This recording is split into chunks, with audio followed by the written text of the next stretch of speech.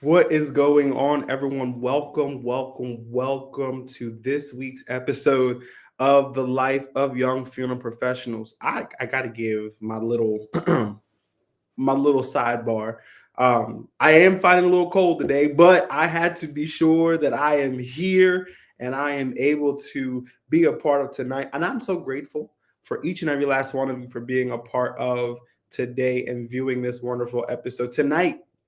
I have such the esteemed honor of bringing on somebody that I've learned a lot about in a short amount of time, and I'm excited to have him on. But I want you to take this opportunity, if you have not done so already, get this broadcast out there to as many people as possible. I want you to share it.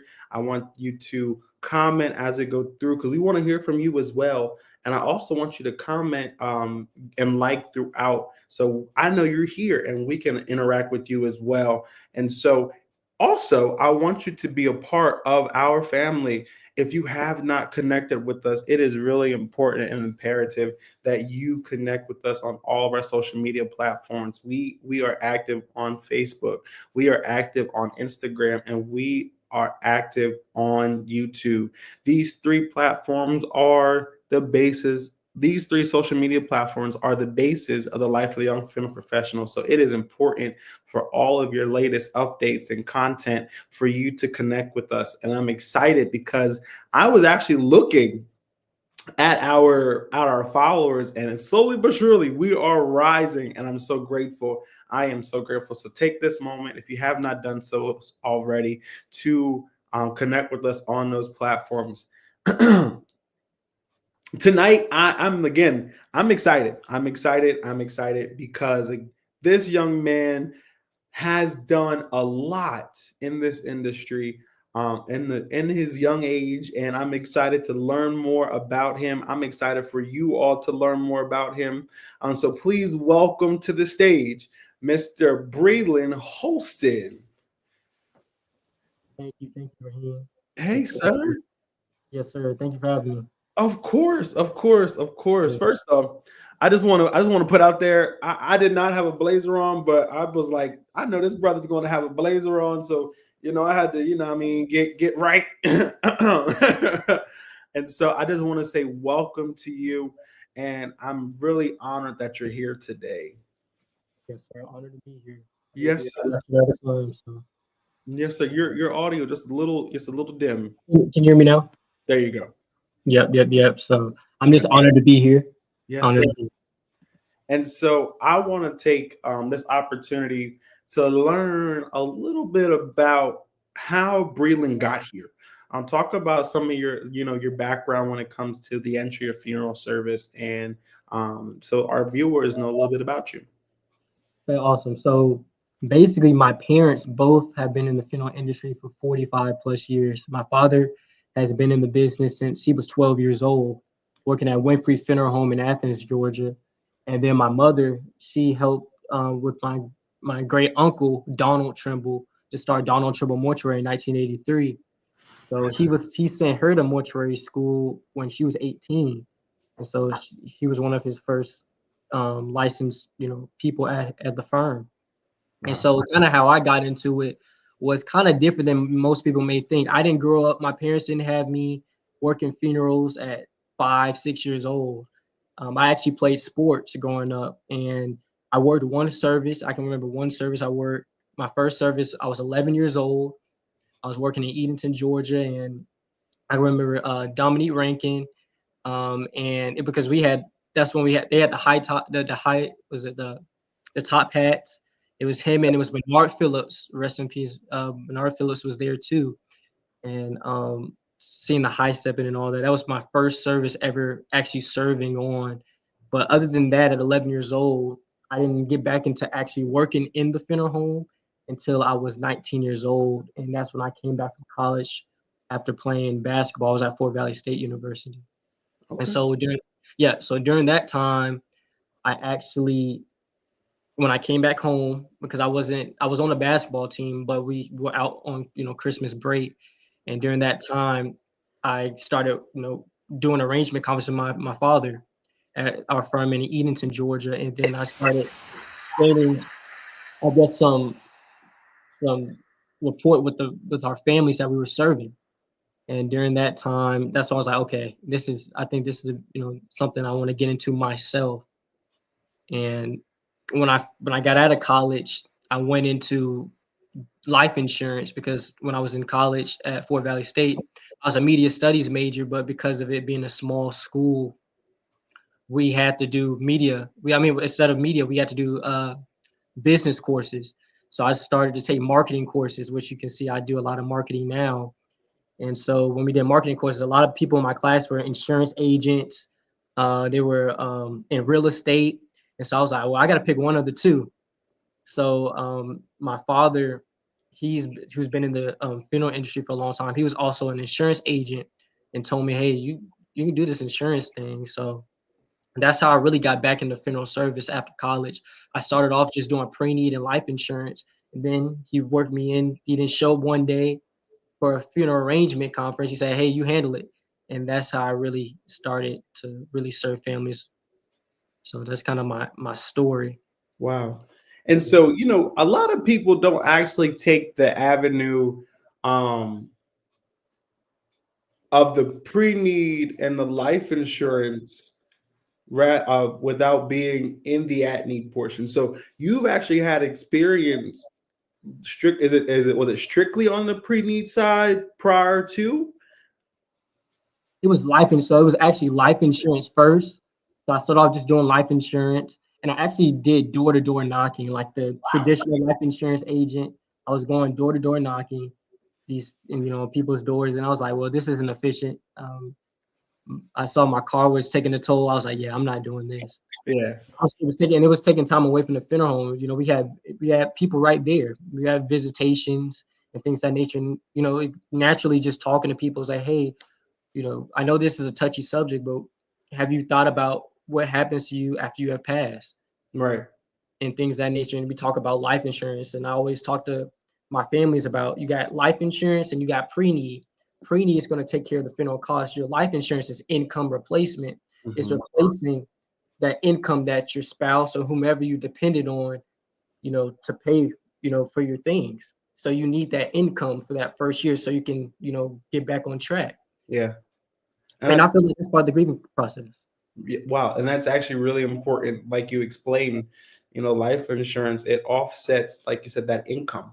Yeah. And oftentimes when I meet with families and they have this grand old life insurance policy and they want to spend it all, I'm like, now remember, we have to live after this.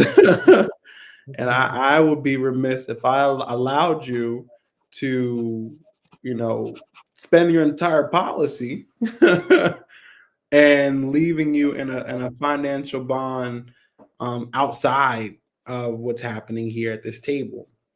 And so that's really, really important.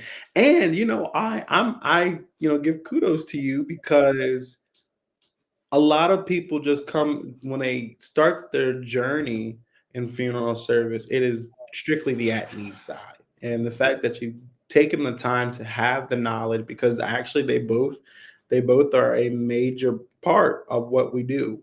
And so the fact that you've taken that time to gain that knowledge, to bestow that knowledge upon families, that's really important. It's really important. And so my question now is, how is it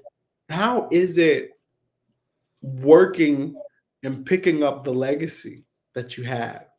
Because you have two family firms that you're representing, and it's really important to keep that legacy going. And so, how do you navigate being the new keeper of the torch in the legacy of your family? Well, my parents have both built, with Donald Trumbull Mortuary and Bernard's Family Funeral Care, they both built a big, a pretty good brand Yeah. in itself. But for me, it's just being myself. I mean, since I've been in high school, I've always been. I don't, like to burst my bubble, but like I've always been kind of the more popular of students. I was one of the more popular students, and just as far as just because I was always myself. And I've always been just a genuine guy, just talking to whomever in the hallway. And the same with families, I'm gonna do the same thing. And so that's kind of how I building the brand and building it. I know a lot of things are going to social media, and Mhm. so my parents aren't as technology savvy.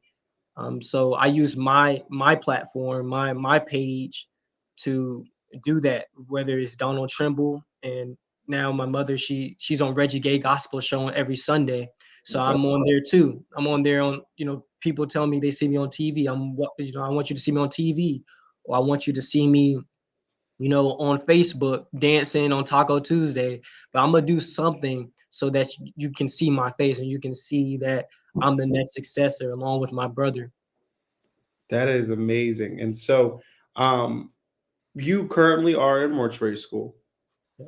Yeah. So let's talk about, again, we recognize that funeral service is not your average 9 to 5. Yeah. We recognize that. And so, how do you manage being active as you are, while still maintaining the time for your studies? That's a great question. When I was in high school, we had a lot of work as well. The school I went to, we had a lot of work, and so they kind of taught me how to, do time management.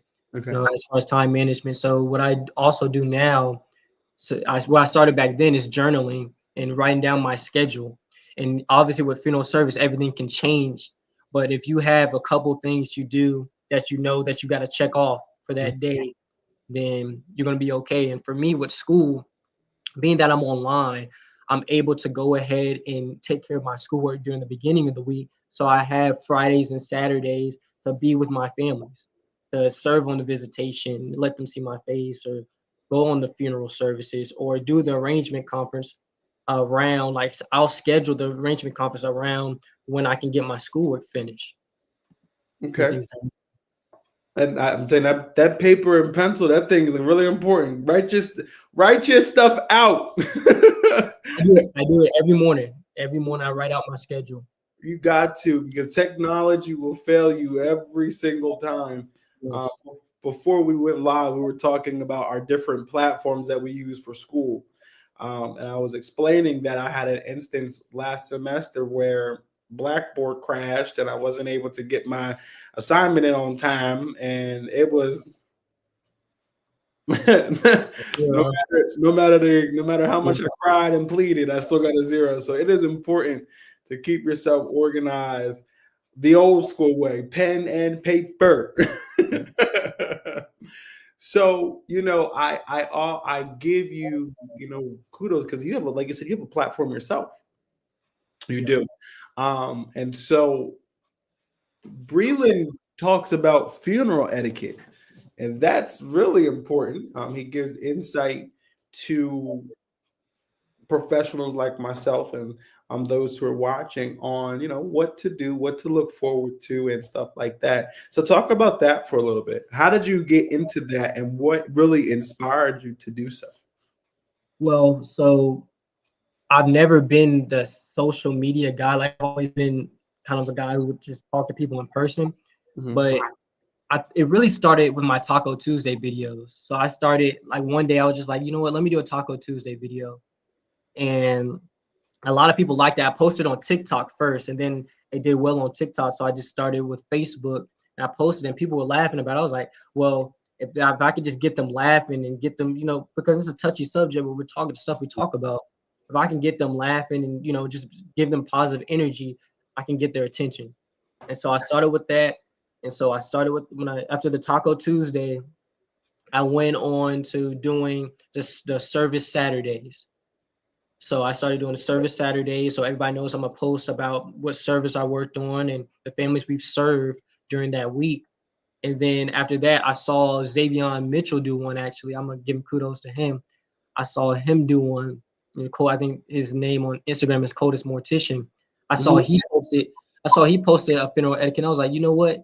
Because I'm in a small city. I'm in a small city now, working in Edenton and Madison, Georgia. I was like, you know what? That'll be great for our city because a lot of people just don't know. They don't look at his content.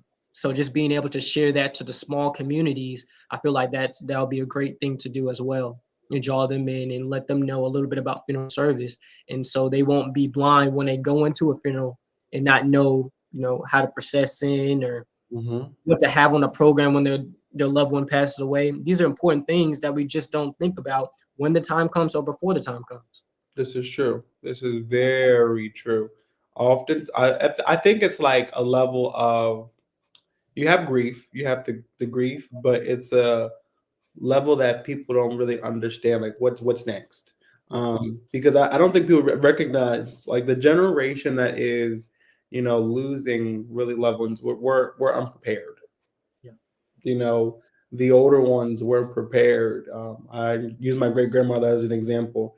She told us where everything was. She had a buried what she wanted to wear, she had everything prepared. Now granted it wasn't a preemie, but she had everything in order, and when her time came it was just okay, mama wanted this. But I think now a lot of us are unprepared, and it's really important on the professional side to guide them, and help prepare them to lay their loved one to rest. And so that's really important. It's really important. So I know we've talked about you picking up the legacy. I know we talked about your trailblazing in your platform, but we all know this industry has ups and downs. We do. Long nights, early mornings, after the long nights, and people really don't recognize a lot of what we do. But what are some of the difficulties as you have matriculated in your journey, that you faced in this industry? For me, it would definitely be getting my sleep. I never get 8 hours of sleep, and never get 8 hours of sleep. I don't even remember the last time I did. But also, um, I don't think I go out as much as the normal 23, 24-year-old does. And I go out to, as far as like, the party scene and things of that nature. I'm more inside. I'm either doing my schoolwork with mortuary school, or I'm serving families, because one thing I like to do is talk to my families even after the service. Aftercare is a big part of what I do because of the life insurance and life insurance and just building rapport, like I said, because I have some plans to, I would like to do after I finish school, to just bring the families more comfort, not even after the time happens, just let them know like I'm a real person. I'm not just here to bury you. Yeah, yeah. So Tell people I'm trying. You really, because that aftercare portion, I am beyond serious about. Like, yes. if you are watching this, aftercare is very important, because you want your families to know that that you care, um, because they're going to come to your firm and spend tens of thousands of dollars.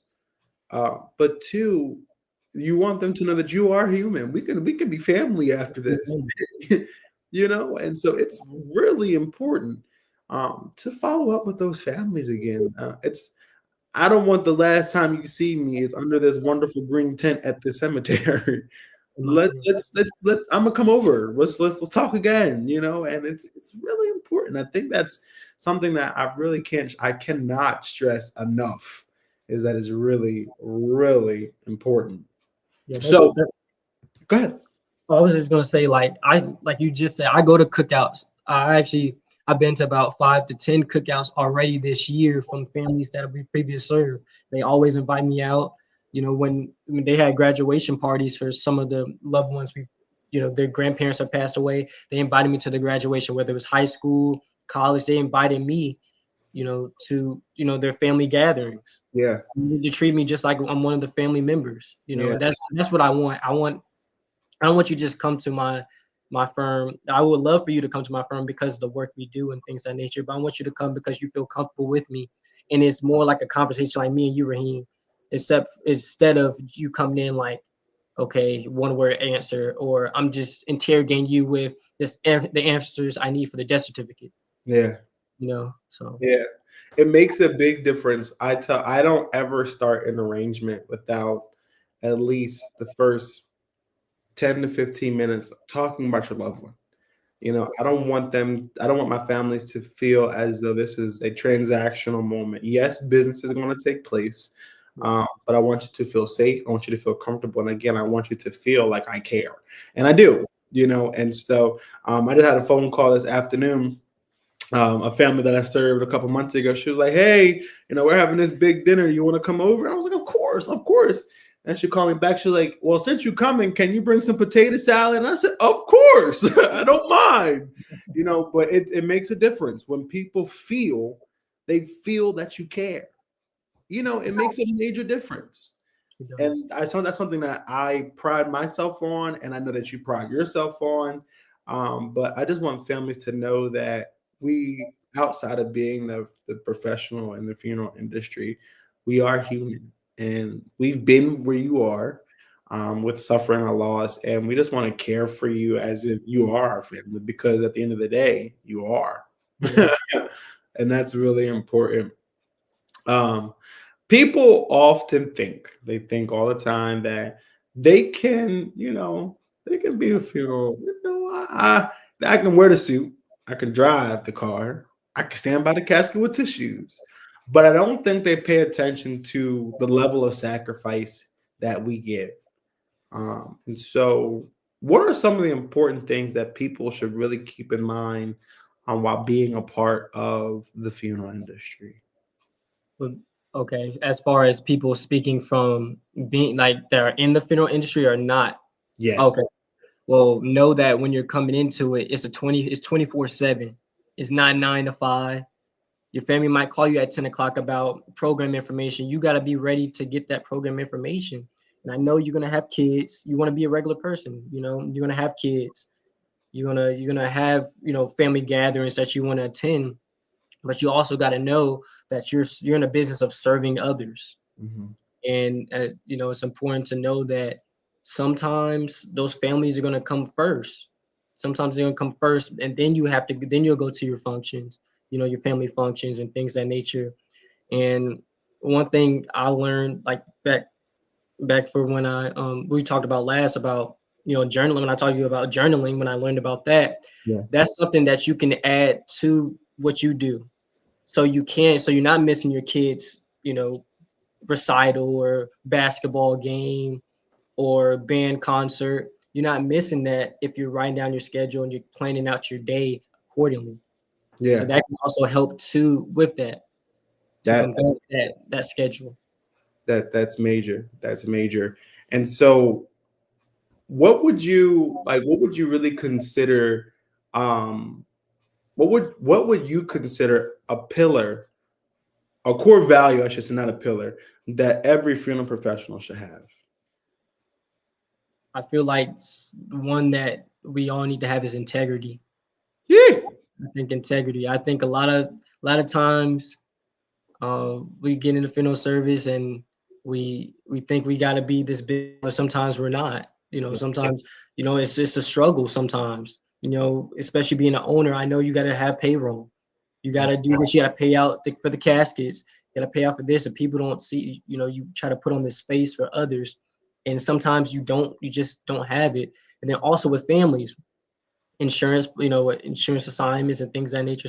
Sometimes you just have to be honest with them with certain things. And sometimes we kind of go away from that integrity side of things. Yeah, that is that was that hit home, man. Integrity is big. Integrity is big. My grandfather always used to say, integrity is who you are when no one's around. Yep, character. It's really big, and like you said, it molds your character. It does. Wow, that thing hit me like a ton of bricks. Okay, sorry. Gotta have that. So I know, like, you have family, that has cultivated you in this industry? But outside of your family, who are some of the people in this industry that you look up to? Um, that's a good question. I would say partially the work you've done, how consistently you have been, and you being a young professional. I just ran into Kyle Ledford with the NFDMA scholarship I just received. Also outside of my family, Dominique Rankin up in Georgia, Mhm. just as him as a restorative artist and cosmetology and things of that nature that he does. Also, he's a trade embalmer. Um, it's a lot. Myers, Mr. Brian Myers from One of Myers. one of the greatest. I love that he has a all female Yeah, staff for certain services, and I admire him for that as well. yeah, that's major. And you said I inspire you. That's a lot. That's a lot. I've never, and I said this to Brelan before we went live. Never intended for this platform to be big. I never did. I just wanted to get someone's story out there, and I'm grateful. And I'm grateful for people like you that it's touching and it means a lot. Wow, this is great. This is really good. This is really good. So in the coming future, again, I know that you are in mortuary school, and I know that you are going to succeed. But where do you see yourself going in this industry outside after mortuary school? See, because I told you my older brother, he's actually in school too. At Cincinnati College of Mortuary Science, and I'm at John A. Gupton.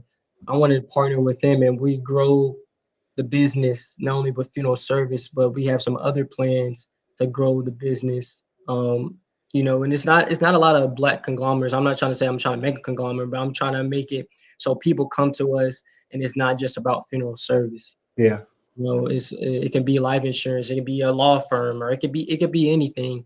But I want them to come to us and feel like they're being cared for, being serviced, and not just with funeral service, but other things as well. So we just got some plans in order for us to grow our family business at both Donald Trimble and Bernard's Family Funeral Care, and just bridging the gap and bringing them together as well. Just doing things to build our business, mhm. build our business, not just with funeral service, but just building a family around what we do. Perfect. That's great. That's great. Do you spend more time front of the house or back of the house? Oh, you mean like at the funeral? Mhm. I spend most of my time now. Well, really, it's really both. I Okay. spend the first part of the day from 9 to about 5. I'm in the front office, and then after that, I'm usually, if I'm not, because I also coach basketball. If I'm not coaching basketball at that time, I'm going to be in the prep room, and just learning, picking my father's brain, Hmm. in the prep room, and trying to learn from him and things that he does and things that, that I can, eventually become great at, just like he is. So I spend probably half and half. My day sometimes most days ends around midnight. Wow. So Okay. Okay. Now I can say I'm not always here at midnight. I'm not always yeah. here. I mean, Uh, I can, yeah. but As it's I remember times where it's been probably 3, 4 o'clock, and I got to get back up for a 10 o'clock arrangement. yeah, or even some of those days where you get home at 3 o'clock, and as soon as you get home, it's the first call that came through, and as soon as you get back, you still have to get up, get showered, get dressed for that early morning service. We run. And so people, I want people to actually recognize and understand as well that the back of the house is the most important part. Yes, yes, You can be great at paperwork, but a without a properly cared for, dressed, and casketed loved one, you do not have a funeral home, yeah. and that's important. Yeah. And I would like to just add on to that. I feel like that's one of the things, my dad's gonna hate me for this, but I feel like I always say this in my videos when I have him in my videos. He's the GOAT to me. As far as the prep room, I don't think anybody touches him. I've been on a lot of funerals. I've been to a lot of funeral homes, but just seeing my dad's prep work and being a part of him. That's why, me and my brother, we always in the back. We might be down up there to 4 or 5 o'clock. We might be in the prep room, a.m. just so we can learn from him and Mm-hmm. learn the things, the ins and outs. Whether it's dressing the body, he's gonna dress the hell out of the body, or just the way he embalms and things of that nature. The way he does everything in the prep room is amazing. I'm saying that's where the magic happens, It is. and I tell people if you can get your hands busy in the prep room, get your hands busy in the prep room, because that's exactly where the magic happens, and I love it. I love it. The impossible is possible in the prep room. For What would you say is your favorite part? I know it's me personally, yeah, I do love connecting with families. okay. I love connecting with families, whether it's in an arrangement or on a service. But I have gained a greater love for preparing the loved ones. With twins, yeah, twins in that. And even like when I've been in a place where I've cut myself short, like I don't think I can do this. I don't think I can do this. Uh, but getting the knowledge from some of my mentors, and this is what you need to do. This is, and just being in a place where I can take again the impossible and make it possible. And I think for me, I want to be one of those funeral directors who's well versatile, because seeing all the pieces of the puzzle, and when that family comes in for that preview, and I've ordered that casket, I've dressed their loved one, I embalmed them well, and seeing the look at mom, or the seeing the complete puzzle come together, that feeling that you feel inside, it's amazing, and it's not one that you can really explain, but that's what I love. I love seeing all the pieces of the puzzle come together. And I've in recent time I've become more involved in the prep room, and daily I pick brains about how can I do, why are you doing this, should we do it like this, or can I do it like that, and I'm amazed daily, and I think that's like, to really answer your questions, I love both parts. Like I don't have a greater love for the other than one. So it's like I really do love both parts, but the attention to detail of the back of the house is what I like the most, actually, to be honest. Like how you said that the back of the house. I like how you've been saying that. Yeah, Mm, it makes a big difference. It yeah. makes a big difference. I honestly feel like, I mean, correct me if I'm wrong. If you don't feel the same way, I feel like I know a lot of people do, the different things as far as on the service, but I feel like if your loved one, you'll come back based on how that loved one looks. Yes, You that's can do all the top hats, you can do everything. That's cool. That's something that the family might want, the sing and everything. But if that loved one looks good, they'll say, okay, I'm gonna come back to this funeral home because I want mom to look like that. I want grandma to look like that. I yeah. want to look like that. And I think, because if you think about it, that's what they remember. They're going to forget that you wore this top hat. They're going to forget that you sang this song, but they're not going to forget how their loved one looked. yeah, They're not going to forget that. And that's what's important. yeah, And my one of my mentors, excuse me, one of my mentors told me, he said, face and hands yeah. are what are the most important things that people recognize. Yes, That yeah, yes, they're going to come to the casket and go like this, but they're going to look at the face and they're going to touch their yeah, hand. yeah, And I was like, never thought of it like that. yeah. but it matters. It really matters. I've been to some services of other firms. I'm like, where was the care? Or yeah, a lot of them don't tissue bill. Oh my Believe it or god. not, a lot of them don't tissue bill.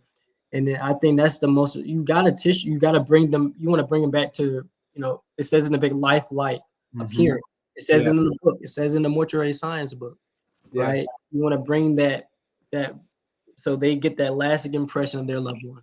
Yes. And one thing about tissue building, you have to be careful because you can go left with it too. You can go left. You Yes, can go but left. it's important, and I never forget. I never forget when my grandfather passed. Um, Shout out to Mr. Evan W. Smith of Evan W. Smith Funeral Services here in Delaware. Okay. One of the greatest embalmers I've ever met. I know there's plenty out there, but like working with him and seeing, you know, the level of care.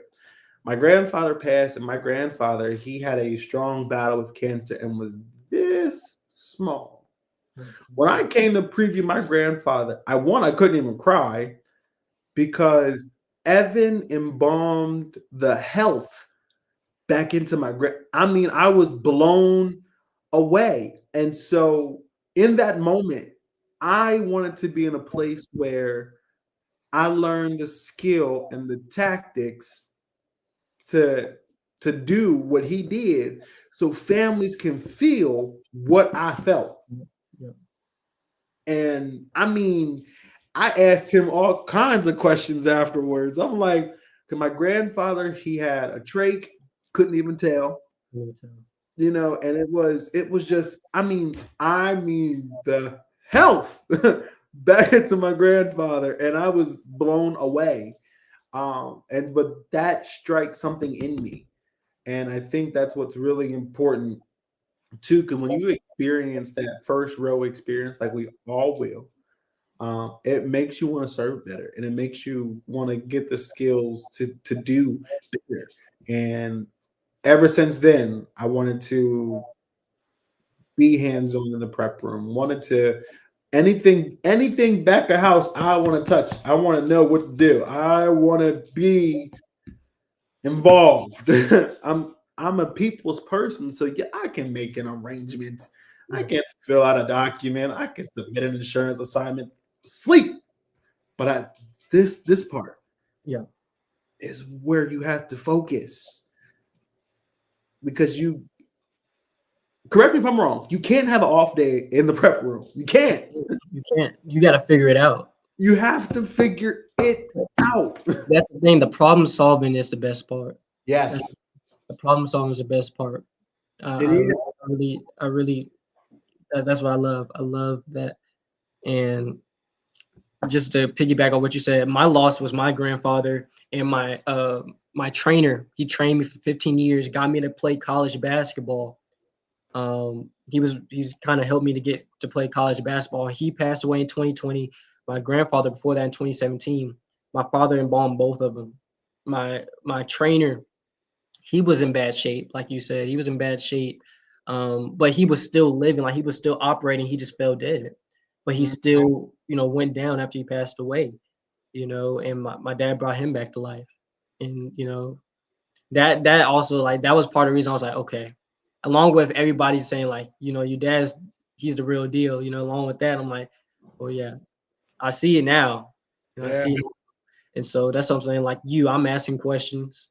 I'm in the back as long as I need to, whether it's doing the restorative art part or the embalming. I want to be back there helping them. yeah, and I think that's like there's so many steps. One, there's so many steps, but there's so many tricks and ways you can again make the impossible possible. I've seen where it was a very tragic loss. Evan, we can make this happen, and made it happen. And I'm like, this is not what I saw, and it really again that family coming in to preview their loved one and saying, "Dad looks amazing." I can't even cry. You, I love that we just like that. Yeah. man, that feeling inside that we get because you had a hand in it. It makes all the difference. It really does. You know what? After honestly, after that, like when we're up late at night, we hear that at our firm. I can forget about the sleep. I just gained 2 hours of sleep. You Yeah, know, I just got my 2 hours of sleep because I know that the family's pleased, and yeah, I mean that truthfully. Like that's the exciting part when the family like I can't even cry. yeah. My Really. mama looks good. Pops looks good. You know that feeling is like okay, I could do this again. Yes, That's why I do what I do. yes. And have you ever gone home like and laid in bed like, wow, today was a great day. Like, And and then it's like the setup, like even with the flower, make sure the flowers are yeah, set up nicely around the casket and things of that nature. And I mean, it's beautiful. yeah, it really Beautiful. is. And I tell people that one thing that every professional feels is one, life is a virtue. Yes. Because Yes. we've heard many stories, whether it was a long suffering or it was very tragic. But we can say life is a virtue. But we also are in a place where if you're satisfied, I'm beyond satisfied. Yeah. And I really can't explain this feeling that I keep saying. I really can't explain this feeling. But if you're in the industry, you know this feeling that I'm talking about. It makes you just want to come back and do it again. Yeah. It makes the long nights worth it. It makes the early mornings worth it. It makes I've forgotten I didn't eat today worth it. It makes it worth it because we are called to serve, and come hell or high water, I'm going to serve to the best of my ability. And that's what it's all about. That's what it's all about. We have to be very humble and selfless. And I'll leave that there. That was actually my New Year's resolution as far as how can I become a better funeral professional. Wow. And that was like my I write this out usually every day around my journal. It's not about you. Yeah. And that's what I start my day off writing that. It's not about you. Yeah. And that was kind of like my New Year's resolution to like, okay, consistently you put that every day. It's not about you. Yeah. Whatever you're doing, whether it's, going to a family's house, like sometimes I go to a family's house just to help them with an insurance claim. Mhm. It's like, Brelan, it's not about you. You're not doing anything right now. It's not about you. Help them during this time. Yeah. And sometimes you don't want to, and Oh yeah. sometimes you don't want to. And let's just be 100. You just don't want, you know. But that charge that you picked up, you gotta go, gotta do it. You have to, because this family's depending on you. I had a family, and she said, and I called her, and I was, offering my condolences, everything like that. The loved one was in my care, and I asked her when did she feel comfortable to make arrangements. She said, "Baby, I done been to your funeral home 8 times in the past year. I don't want to Mm, come back." And I said, "You know what? I can come to you, and it's okay. You don't have to worry about it." I said, "If you need me to, we can come to your house and we can make the arrangements there." And she was really a little apprehensive, and I was like, "I don't want you to feel uncomfortable." And now I did meet with them like the last time they were in this situation. And so I always try to like make it a little lighter. I said, yeah. "Now, only thing I say is if I come to your house, I need some chicken." And she started laughing. But I ended up bringing chicken anyway. But it was just something like to ease that moment. So I went to the house, made the arrangements, came back to the house, signed the insurance assignment, came back to the house to pick up the clothing. I didn't want her to come here until it was time to preview. And at the cemetery, she said, "You made this experience like none other." And she said, "Whatever I needed from you, you accomplished as soon as possible." And I said, "That's what it's about." I said, "If I tell you that I care for you and I'm here for you, those aren't words. I mean, I mean it." And I think that we have to get back to that place where we're mhm, not just saying words, we're saying what we mean. And families actually recognize the truth from the fake. yeah, And we have to be in a place where we're always speaking nothing but truth. And it makes a difference. It really does make a difference. yeah. Goes back to that integrity, you know, goes back to it. It goes Yeah. back to it. It goes back to it. And there's nothing in this world. I've tried being a server. I've tried being a custodian. I've tried. There's nothing in this world I'd rather do than what we do, Mhm. uh, because the people you encounter, the places you go, the experiences that you had. Like again, congratulations to you on receiving the NFDMA scholarship. There is so much room and opportunity for growth, teaching, and experience in this industry. And I don't think people actually take the time to recognize that, you know? And it's people like you that I feel safe knowing that this industry is in good hands. That's what I appreciate. Um, I'm okay knowing that again, people like you who have the integrity, who want to keep the integrity of the industry alive, who care, who are taking the proper steps to be credentialed in the right ways. It makes a big difference. And I'm okay knowing that some of my colleagues are making sure that this industry is still integral. And that's what makes a big difference. Most definitely. Yeah, and it really does. So I do want to say this because we've completely gone off script, and I'm fine with it. I don't even know where the heck I even want to go anymore. This is just fine. I didn't care where whatever the questions I have. But this platform um, is a safe space for any of my guests to express themselves, to feel like they are seen and encouraged. And it really does my heart well. I'm telling you, when I reached out to Brelan asking him to be on the platform, and he was like, "Man, I love what you're doing," and I'm like, I didn't even know it's reaching as many people as it is. But it really matters. So I want you to take a few moments, if it's okay with you. Yeah. There's someone watching or someone that will be watching that is either in the industry and wants to give up because it's like a lot on them, or that is looking to be a part of the industry and don't know what to expect. So just take a few moments, and just take them and just encourage, inspire, and uplift some of the younger professionals in this industry. Most definitely. Because I'm in school, I'm gonna go from that platform to start off. And if you're in school now or trying to get into school, don't quit.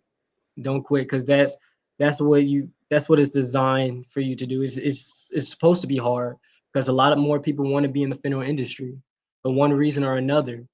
So it's very important that you give it all you got. You might have a bad grade on this test. Keep going. Keep going. Keep striving for greatness. Get a partner that has the same kind of bite that you have, or same kind of inspiration or aspirations for funeral service. And you guys continue to push each other.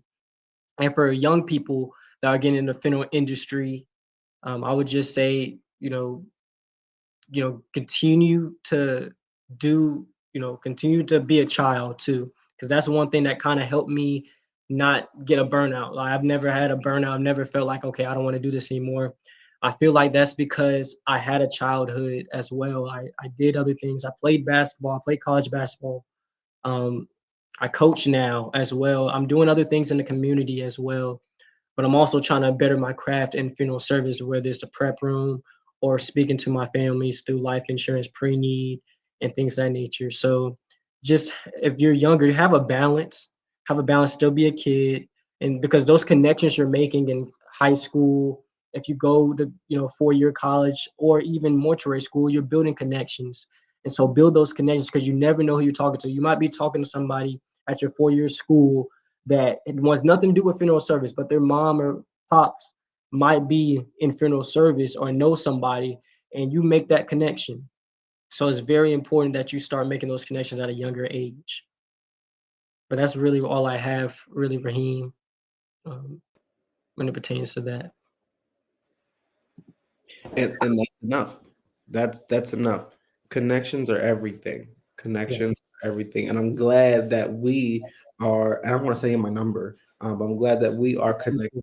If I can support you in any way, you let me know. Um, it matters to me that we younger professionals stay together. And that's it really does matter to me in that moment. And so I do want to say thank you for taking the time tonight to be a part of this wonderful platform. I'm grateful that your story is was able to be, expressed, and we have a greater insight on what you stand for and what you do. And from me to you, I appreciate everything that you're doing.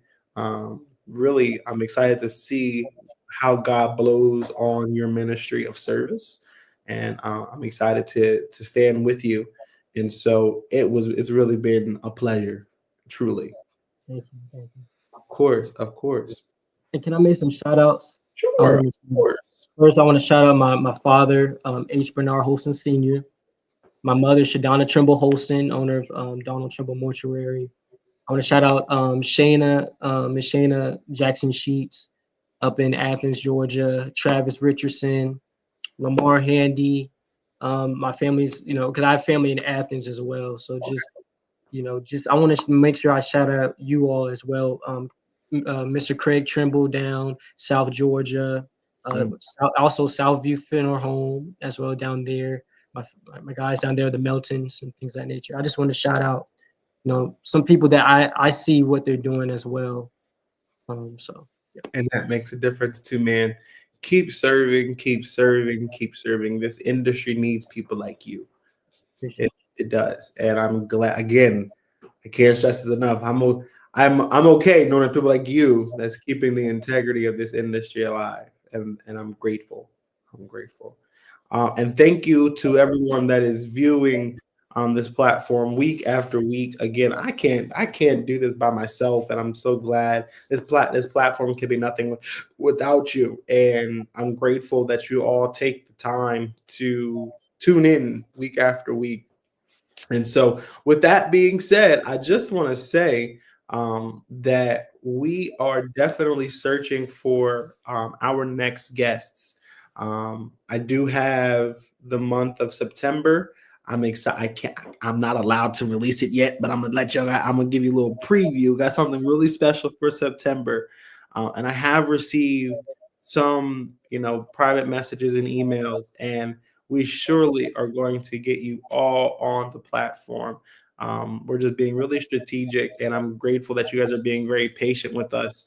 But if you know a rising young undertaker that should be featured in this platform, please feel free to contact us via Facebook, Instagram, and or email. We're doing our very best to respond back to you all, and it really matters that you guys stay connected with us. And I assure you that we will definitely be sure that you get on, and so your stories can be shared. So thank you all tonight for being a part, and I thank you always, always, always. For supporting this movement, supporting this platform.